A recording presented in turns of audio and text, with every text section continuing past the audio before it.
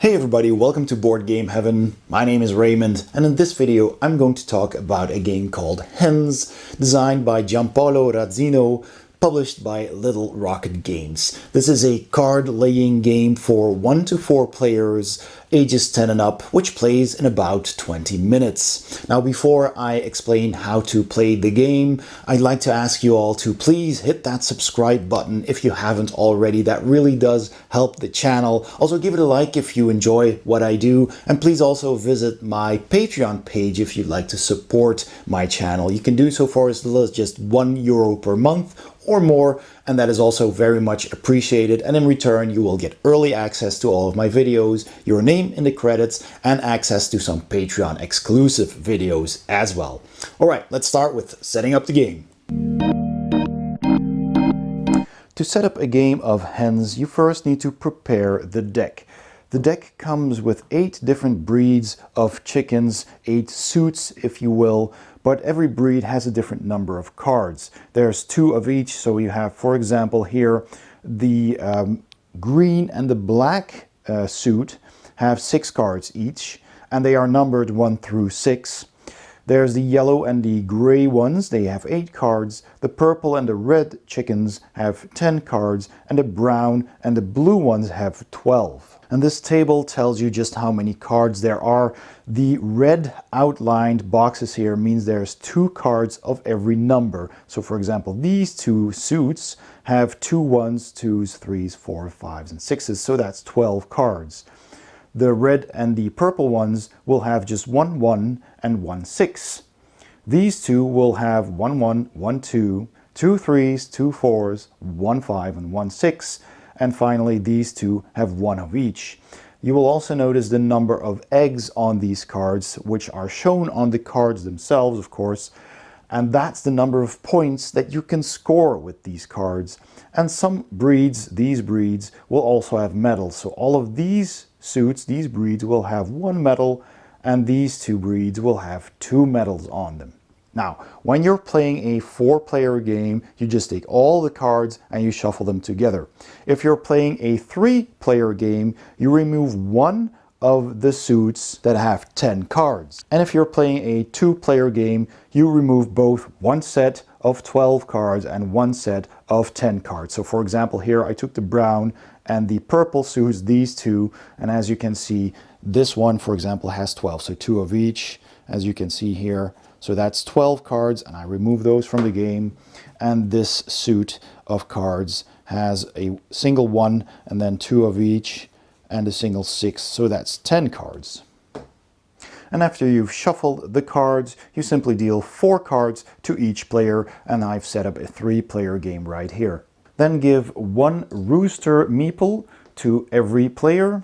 Then take all of these smaller goal cards and randomly draw one or decide together which one you want to use, and simply put it somewhere where everyone can see it, and that card will allow you to score extra points at the end of the game. Decide who gets to go first, and then you're ready to play. Let's explain the rules. The goal of the game is to create a grid of these cards. You're making a 3x4 grid of cards, or 4x3, you're free to decide. And you have to place your cards in that grid and try to score as many points as you can by having the largest group of one color of hens, and the second largest group you can score by placing the rooster on it. More on that in a bit. So let's take a look at some of these cards then. So for example, every card has a different color and a number. So the red cards are all of this same breed.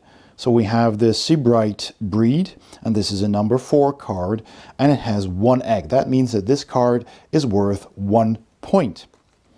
This green breed is the Modern Game. They all have 2 medals, and they're worth 2 points, at least this number 3 is. This is a number 3 card. It's worth 1 egg, so that's 1 point, and this one also has a medal. And this is a 4 of the same breed. So those are the cards on my starting hand. Now on your turn, you've got 3 actions that you need to perform, and you do them in the following order. First of all, you draw 2 cards, and you can either draw cards from the deck in the center of the table or from other players' discard piles, because after playing Hens in your barnyard, every player also has to discard 1 card, and they have their own discard pile. So of course during the first round there will be no discard pile. So during the first round, every player draws 2 cards from the stack. So when you do that, you draw 2 cards, you add them to your hand. Then the second phase is to place a card in your barnyard. And again, you need to make a grid of 3 by 4 or 4 by 3 cards. So your beginning card doesn't really matter that much still, but it will get more and more difficult later on. So I'll take a look at my cards, and for example, maybe I want to play this card. So I'll keep these, I'll put this on the table, and right now it doesn't really matter where I put it. And then I need to discard 1 card to my own discard pile. So let's say, for example, I'm not gonna go with green, perhaps. So I discard that, I just make my own discard pile over here, and the rest stays on my hand. You always end your turn with 4 cards in your hand. Important to note is that you can never draw from your own discard pile. You always draw, if you want to, from your opponent's discard piles or from the center stack. And you can split that up. You draw 2 cards. You can either draw cards from different discard piles, or draw 1 card from a discard pile and 1 from the stack, or 2 from the same discard pile, or 2 from the stack. Now on my consecutive turns, I need to place more cards in my barnyard. So there's a couple of rules you need to adhere to. First of all, when I play a card of the same color, I can only play cards orthogonally, not diagonally. If they're the same color, I can place them anywhere and can place any card of that color. The value is not important. But if I play a card of a different color, it needs to have a value of 1 greater or lesser than the card that it's next to. So this card I could play here, or here, or here, but not here, because that's the same value. It needs to be a difference of 1. So I could put it here, for example.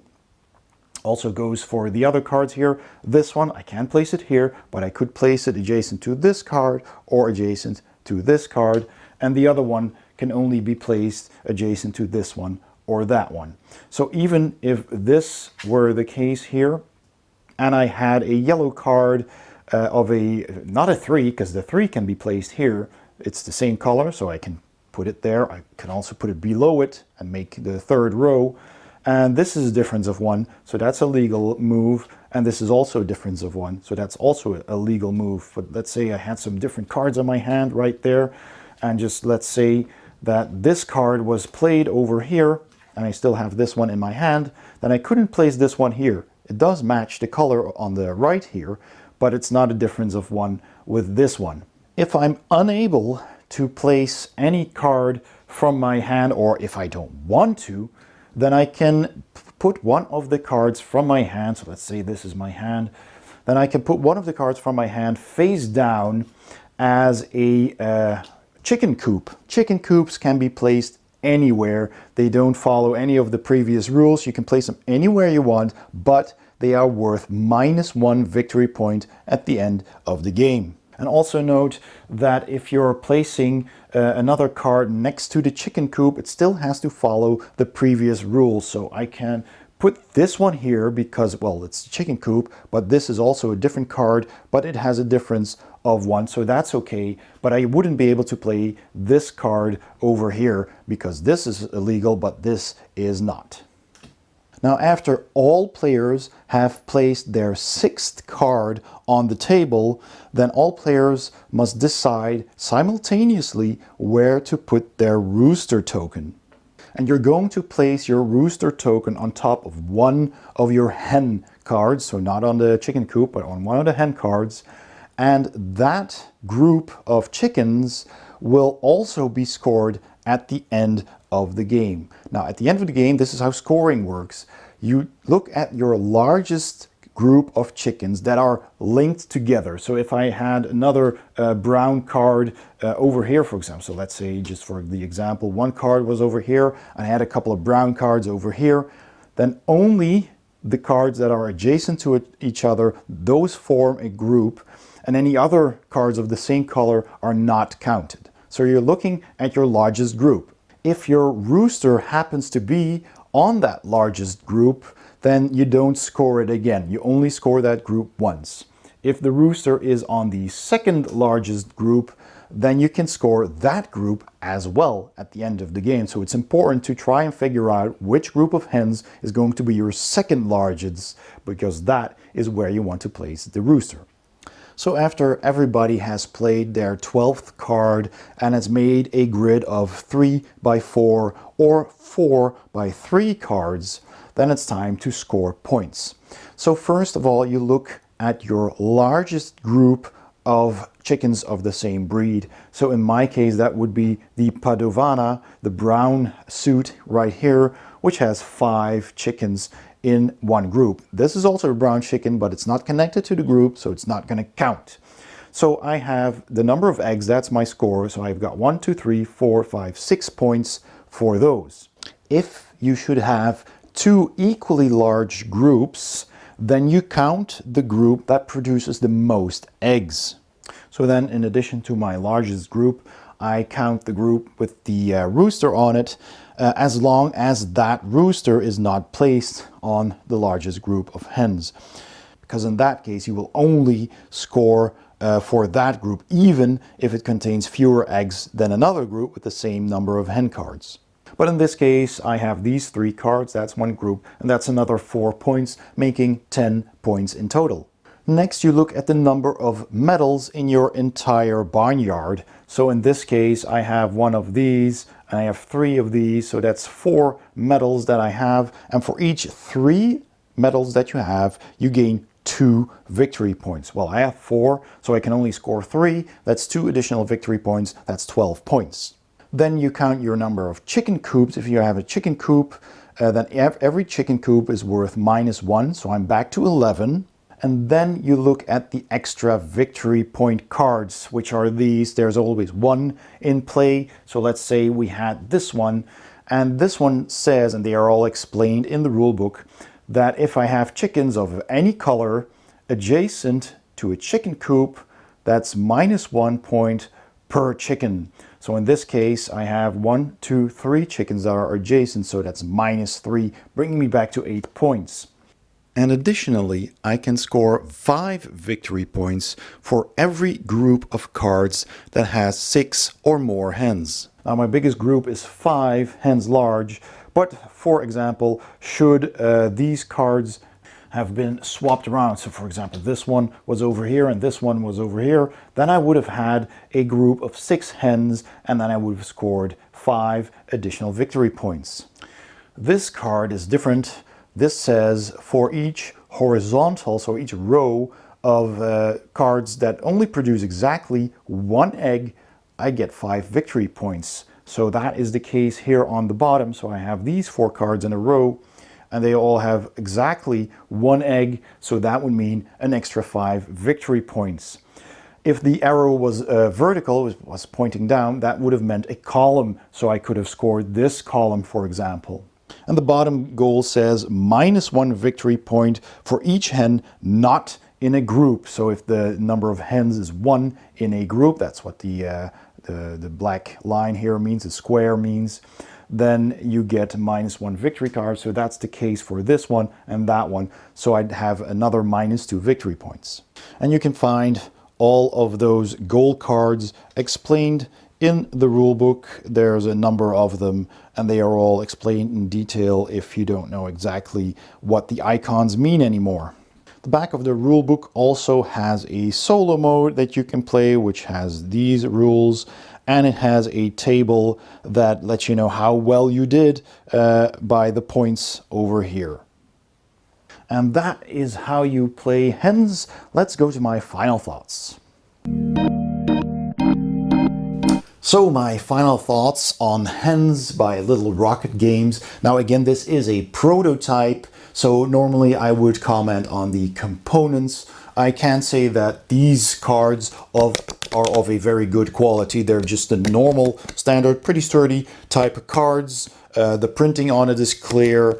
We have a nice little box that is also, looks nice, it's sturdy, it's pretty compact, holds all the cards, and the rooster meeples here, which are also nice, wooden, just painted in one color. The rulebook does suggest that the final versions will be red and slightly different, but this works as well. So I don't know how much it will change, but if this is an indication of what the final quality will be, then I'm sure it's going to be very good. The artwork is really nice. There's 8 different suits, and every suit only has one picture of the same chicken on it. So there's 8 different pieces of art of these different chickens, but they do look really nice. I really do love the artworks, very well done. And on the back you have the chicken coop, which also looks nice. And also the box itself has that nice art on it, and it is presented like it is a chicken coop, a wooden box basically with all of those chickens on it. There's not much else in the ways of art, but the art that we have is really nice. The theme is okay. It's basically not really important to the game, because what you're basically doing is putting cards down on the table which have a certain color, their suit, a type of chicken, and a number, so a value. And you only need to take care that when you're putting different colors next to each other, that there is a difference of 1 in the value, and that's it. So it's a very abstract card laying game, and you're making a grid of 3 by 4 cards or 4 by 3, and that's basically it. So it could have been any theme. They chose to go with chickens, with making groups of chickens, prize chickens. You know, some of these chickens have these medals on them, and I mean, I guess it's a fun theme. I like it.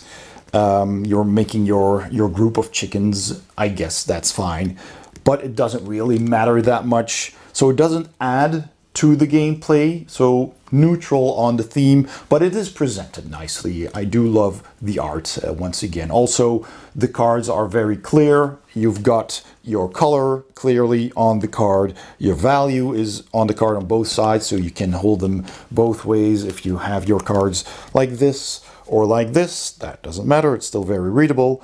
The number of eggs are on the bottom, so you can clearly see how many points they're worth. And that's basically it. So that is all presented very nicely. So let's move on to the gameplay. It's actually pretty thinky, because you're putting down cards, and at the first card you still have plenty of options, because you can put down a card from your hand and you're likely going to choose a card that you have many of, or maybe of a suit that's worth more than the others. And you're gonna try and play as many cards in that suit as possible, because you want to have a large group, because that's going to score points, preferably of a suit that has the most eggs on it. But those suits have less cards in the stack, so you don't know if you're going to draw them. Another thing is that you have to discard a card, and you might be helping your opponents with the card you're discarding, because they can draw from your discard pile. And usually people will focus on 2 different suits. One to make the largest group, score the most points, and one to make the second largest group for their rooster token, their meeple, to put it on that group, so that you can also score that. And that means that all the other colors are going to be discarded. So pay attention to what other players are doing, and try to snatch the cards that you want to collect as soon as possible. That's one thing you need to pay attention to. Another thing is that when you're putting down your cards, you need to remember that you can match your suits of same color however you want. But keep in mind that when you're putting another card next to them, the difference needs to be exactly 1. That is something you really need to take into account, because you might think, well, I have all these red cards, for example, and I'm putting them all down nicely.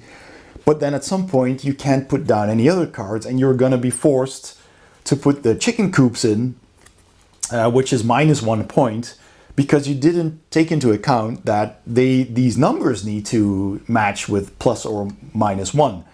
And so that's something you really need to take into account. Really think about which value of card you're going to put down next. And that's in itself a neat little puzzle that I really like, because sometimes you don't have those cards in your hand and you're hoping that you will draw the card with that number that you need, or maybe another player isn't collecting your color, hoping that they will discard them, but they are also looking at your chicken coop and they're seeing what you're putting down, so they can know, they can think of, well, they need that card. If they have, for example, you know, the green 3 here, which is next to the red 4 and the yellow 4, just put something out here as an example, then that would be a perfect card to put in the middle. So they might hold on to that card and not give it to you, because that would, you know, give you a lot of points. So that's very nice. I do like that. There's a little bit of holding back, because you don't want to give those cards to other players going on as well. And you can have 4 cards in your hand. So with the 2 colors that you're likely going to play the most of, the other ones are pretty much useless to you, so you can discard whatever you want. But keep that in mind, that somebody else might really, really want a certain card or a certain number. So that's fun. I like that. You have to not only pay attention to your own tableau of cards, but also to the other players and what they're doing. So yeah, I do enjoy that. It's very simple, but still a bit puzzly, and you have to pay attention, and I do enjoy that. It's a pretty quick game. It does play in about 20 minutes, depending on the number of players. If you're playing this with 4 players, it might take half an hour, but turns are fast. You draw 2 cards, either from somebody's discard pile or from the center stack of cards, and then you simply decide which card to play, which you can already think of while other players are taking their turn. So you can already think, well, it's gonna probably be this card unless somebody discards a card that's even better. And then when it's your turn, you just draw 2 cards, play a card, and get rid of 1 card that you don't need, hopefully not helping anyone. And that will be more clear towards the end, of course, when people's, you know, stacks of cards are getting more full. So, and then at halfway through, after the 6th card has been played by everybody, you have to decide where to put that rooster meeple, and that's gonna have to be your second biggest group. But by then you probably don't know that yet. So again, that's a little bit of a gamble, but something to take into account. All in all, I do really enjoyed playing this. The replayability is okay. I mean, there's no more than what you get in the core box here. There's 8 different suits. Depending on the number of players, you play with 6, 7, or 8 suits. With 2, 3, or 4 players, there's a solo variant that you can play as well, which I like. And, well, I also do like that you have these scoring cards. So this is basically, you shuffle the cards, of course, so you never know what you're going to get, and you never know which cards you're going to play. But that's, the gameplay is technically still the same. But you do have these cards that you, these victory conditions that you shuffle, and you draw randomly every game, or you can decide which ones to pick. But I like to draw them randomly, because that does change the game up a bit. Because now you have to take into account, hey, I can score extra points by fulfilling these certain conditions.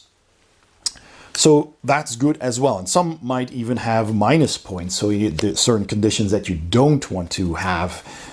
So that makes replayability okay. The game's quick enough that you'll probably want to play a couple of games in succession. That's all fine. Doesn't overstay its welcome.